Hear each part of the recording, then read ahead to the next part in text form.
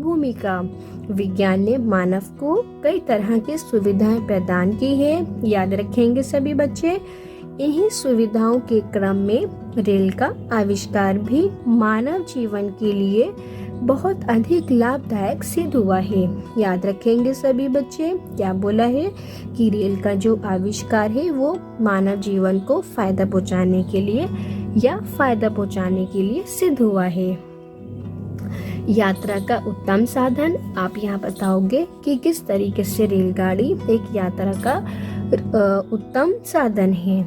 Rail के माध्यम से लोगों को यातायात की काफी सुविधा हुई है। ये सुविधाजनक होने के साथ साथ समय की भी बचत करती है, याद रखेंगे सभी बच्चे। इससे समय की बचत होती है। रेल यात्रा का एक उत्तम साधन है। इसमें यात्रा करना अपने आप में बहुत ही सुख अनुभव होता है।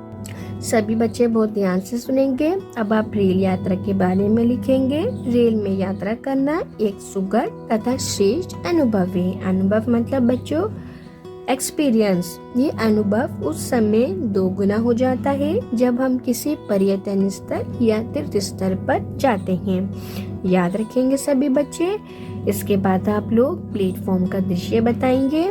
रेल यात्रा के लिए जब हम प्लेटफॉर्म पर पहुंचते हैं तो वहां का दृश्य हमें कुछ भयभीत भी कर देता है। प्लेटफॉर्म पर काफी भीड़ होती है और रेलगाड़ी के आने पर झुंड के झुंड लोग उसकी तरफ भागते हैं। इसलिए हम रेल में अपनी सीट पहले से ही बुक कराकर अपनी यात्रा को सहज और सुख बना सकते हैं। सभी बच्चे बहुत ध्यान से सुनेंगे। इसके बाद आप लोग एक लाइन छोड़ते हुए लिखोगे डिब्बे के अंदर का दृश्य।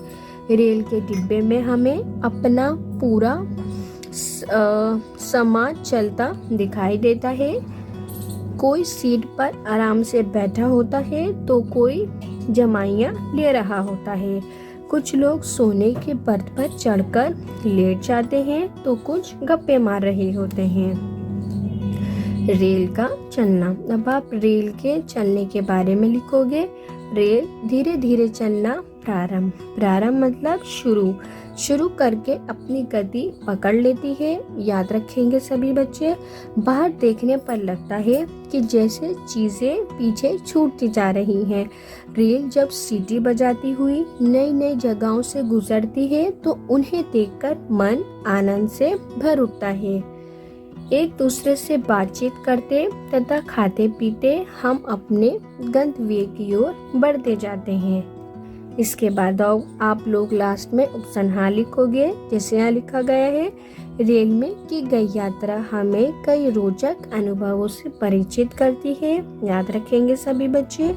ये हमारे हृदय पर भी गहरा प्रभाव डालती है, साथ ही हमें कई दृष्टियों से लाभ पहुँचाती है।